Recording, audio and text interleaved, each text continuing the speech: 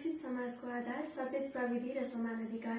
आदरणीय अतिथिज्यू, विशिष्ट अतिथिज्यू, जिल्ला समन्वय समिति काभ्रेपलाञ्चोकका सम्मानित प्रतिनिधिज्यूहरू, निर्णायक मण्डल र मेरा प्रिय दर्शक महानुभावहरू तथा प्रतिस्पर्धी साथीहरूमा म श्री जनक माध्यमिक विद्यालय नवोदय 4 की छात्रा अञ्जली काफ्लेको तर्फबाट हार्दिक नमस्कार।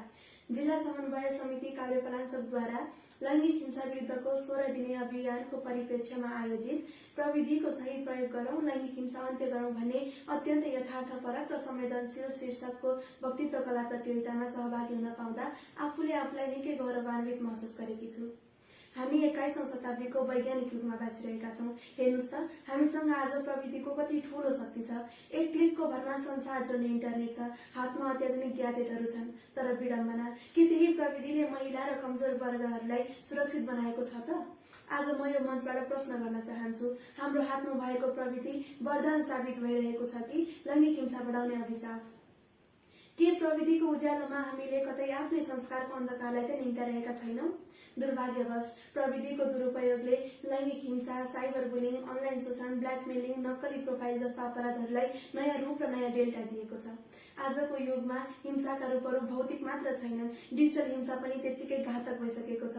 स्क्रिनको पछाडिबाट थिचिएको एउटा बटनले कसैको चरित्र हत्या गर्न सक्छ, कसैको आत्मसम्मान चकनाचुर पार्न सक्छ र कसैको जीवन नै जोखिममा पार्न सक्छ।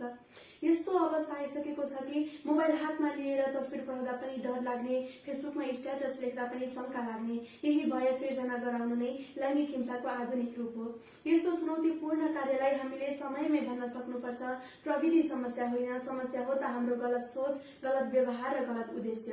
त्यसैले प्रविधिलाई दोष दिएर बस्नुभन्दा पनि पहिले हामीले आफ्नै सोच, आफ्नो व्यवहार र आफ्नो डिजिटल अनुशासनलाई सुधार्नै पर्छ। पहिलो कुरा, हामीले प्रविधिलाई शिक्षा, चेतना र सशक्तिकरणको माध्यम बनाउनुपर्छ। दोस्रो कुरा, सोशल मिडिया चलाउँदा सम्मान, संवेदनशीलता र मर्यादा अनिवार्य हुनुपर्छ। तेस्रो कुरा, कोही कसैलाई अपमानित पार्ने, धम्क्याउने, अश्लील सामग्रीहरू पठाउने, अरूको फोटो भिडियो अनुमति बिना प्रयोग गर्ने जस्ता कुकृत्यलाई अपराध मान्ने बुझाइ हामी सबैको हुनुपर्छ।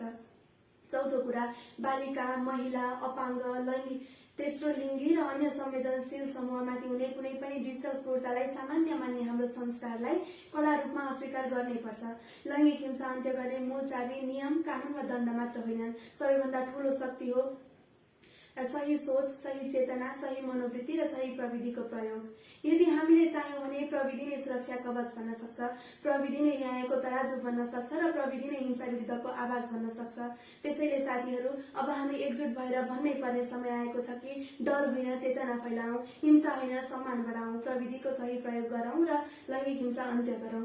यसर्थ म सबैसँग आग्रह गर्न चाहन्छु कि आफू पनि सचेत बनाऊं र अरूलाई पनि सचेत गराऊं। डिजिटल संसारलाई सुरक्षित, मर्यादित र समानतामूलक बनाऊ। आजको हाम्रो प्रतिबद्धता भोलिको हिंसामुक्त समाज निर्माणको जग हुनेछ। अन्त्यमा म के भन्न चाहन्छु भने, यस किसिमको प्रतियोगिताले हामी जस्ता विद्यार्थी तथा युवामा विश्लेषण क्षमता, आत्मसम्मान र भाषिक कौशल वृद्धि गर्न महत्वपूर्ण योगदान लिने विश्वास लिएकी छु। यस्तो उत्कृष्ट अवसर प्रदान गरेकोमा जिल्ला समन्वय समिति काभ्रेपलाञ्चोकलाई हार्दिक आभार प्रकट गर्दछु। बोलीले मन जितौं, विचारले परिवर्तन ल्याऊ भन्ने भावना बोकी आजको प्रस्तुतिलाई यही समाप्त गर्न चाहन्छु। हस्त, धन्यवाद।